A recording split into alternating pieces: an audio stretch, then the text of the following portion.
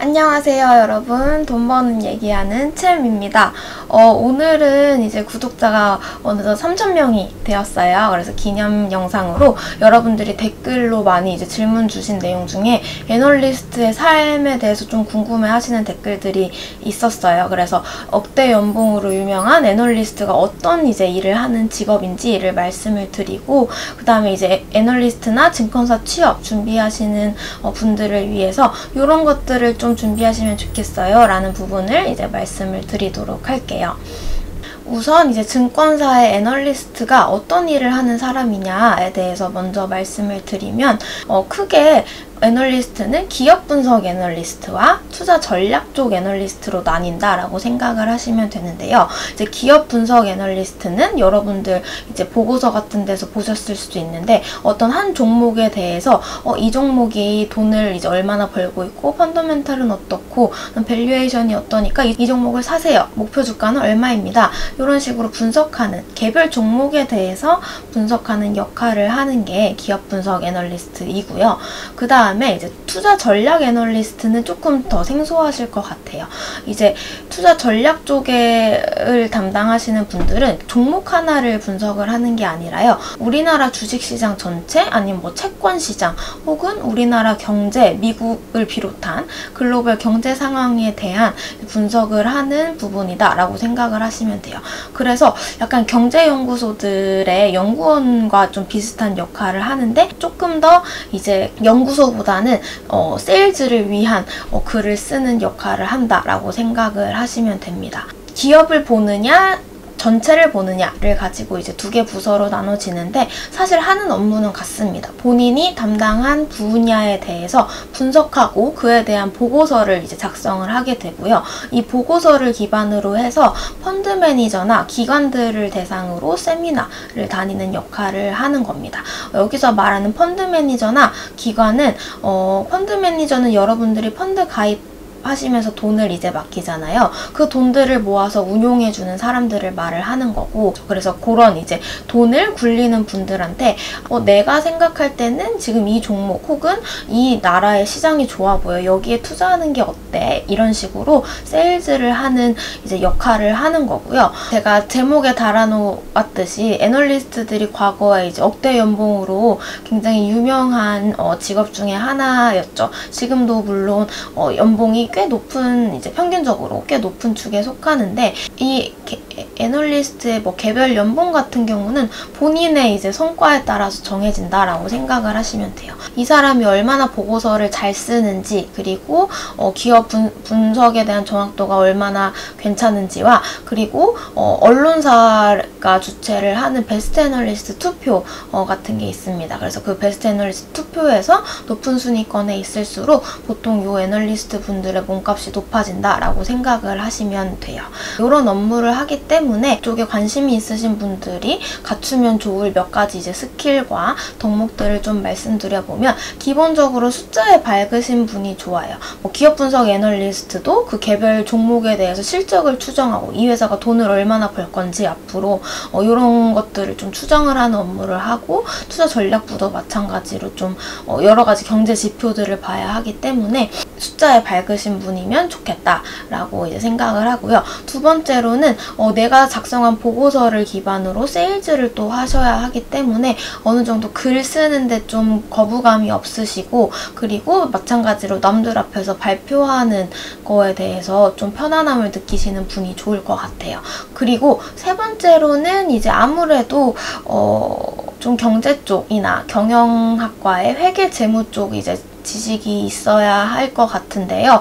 이 부분은 이쪽 전공을 하시면 이제 대학 수업대에서 이제 배우는 내용들이 있을 것 같은데, 혹시나 이쪽 전공이 아니시라고 하셔도, 저 같은 경우에도 전공이 경영경제 쪽은 아니거든요.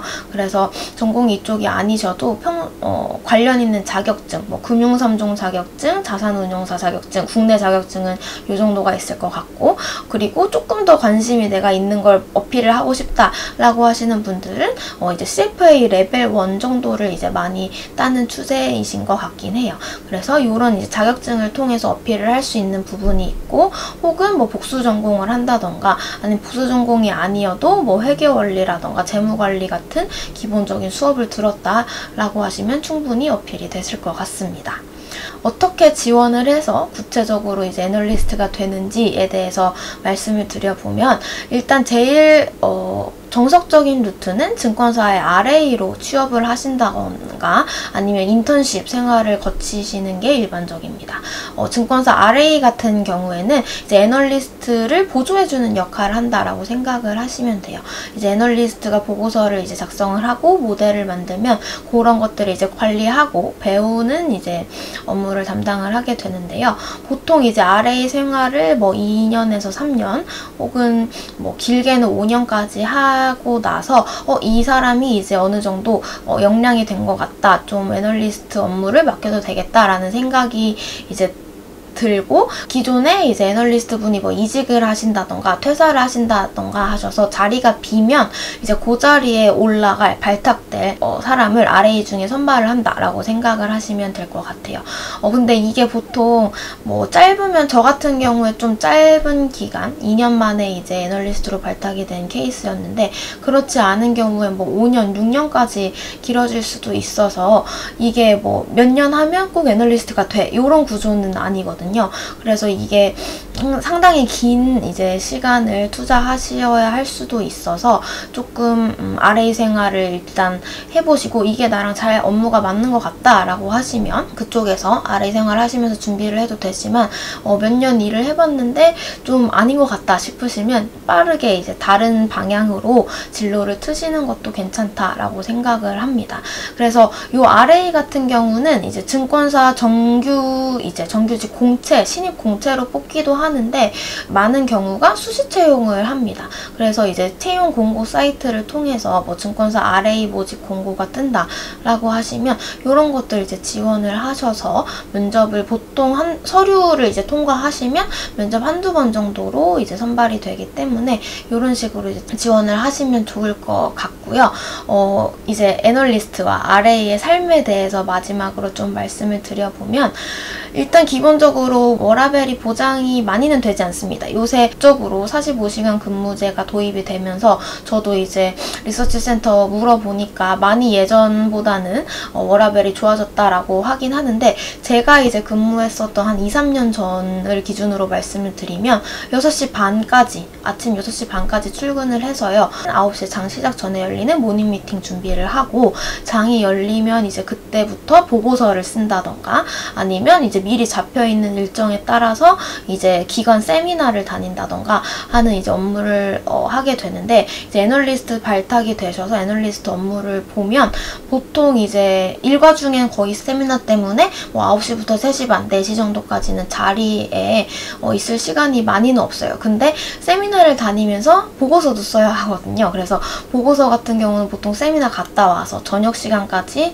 야근을 하면서 이제 보고서를 쓰는 경우가 많았고, 보통 이제 애널리스트마다 다르기는 한데 주간 단위, 뭐 월간 단위로 보고서를 작성을 한다, 특정 주제에 맞게끔 보고서를 작성을 한다라고 생각을 하시면 될 것 같아요. 보통 저 같은 경우는 이제 표랑 뭐 그래프가 많긴 하지만 A4 기준으로 해서 30장, 40장 정도 되는 월간 보고서를 매월 냈었고, 그 사이사이에 이제 이슈가 발생을 하면 또 그에 대응하는 자료들을 내는 방식으로 업무를 했었습니다. 사실 애널리스트가 연봉이 높지만 워라밸이 좋지 않고 적성에 맞지 않으면 좀 힘들 수 있는 직업이기 때문에 여러분들도 고민을 해보신 후에 지원을 해주시면 좋을 것 같고요.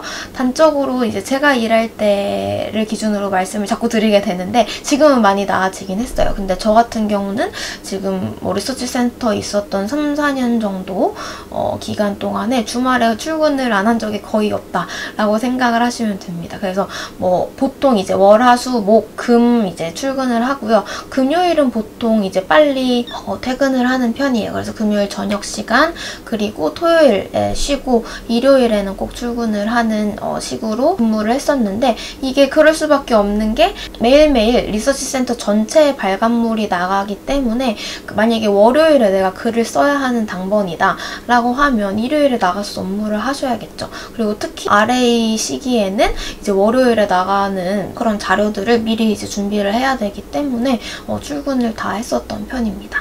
그래서 여기까지 좀 가감없이 솔직하게 애널리스트의 삶을 말씀을 드렸는데, 굉장히 좋은 직업임에는 확실합니다. 본인 적성에 맞고 주식시장 보시는 걸 또 좋아하시고 분석하는 업무를 좋아하신다면 굉장히 좋은 직업이고, 약간 본인이 하는 만큼 리워드를 받을 수 있는 조직이기 때문에 이런 게 나랑 잘 맞는다라고 생각이 드시는 분들은 이쪽 준비를 해주시면 될 것 같고요. 혹시 이제 리서치 센터 말고도 다른 증권사 부서들에 관심이 있으신 분들한테 꼭 추천드리고 싶은 책이 있어서 이 책을 소개시켜 드리고 이제 영상을 마치려고 하는데요. 파이낸스 커리어 바이블이라는 책입니다. 저 같은 경우에도 증권사 취업 준비할 때 굉장히 많이 도움을 받았던 책인데, 막연히 우리가 금융권은 돈도 많이 준다고 하고 뭔가 멋있어 보이니까 여기 취업을 하고 싶어 하는데, 구체적으로 증권사에 어떤 부서가 있고 어떤 업무를 하는 건지에 대해서는 잘 모르시는 경우가 많은 것 같아요. 이 책 같은 경우에 IB 부서, S&T, 세일즈 앤 트레이딩 부서, 리서치 센터, 그리고 영업하는 조직까지 이런 식으로 조직별로 나눠서 어떤 업무를 하고 이 조직에 들어가기 위해서 어떤 것들을 준비하시면 좋은지까지 정리를 해주기 때문에 증권사 취업에 관심이 있으신 분들이라면 이 책을 꼭 확인을 해주시면 좋을 것 같습니다. 오늘 제가 준비한 부분은 여기까지고요. 다음에도 좋은 컨텐츠로 찾아올게요.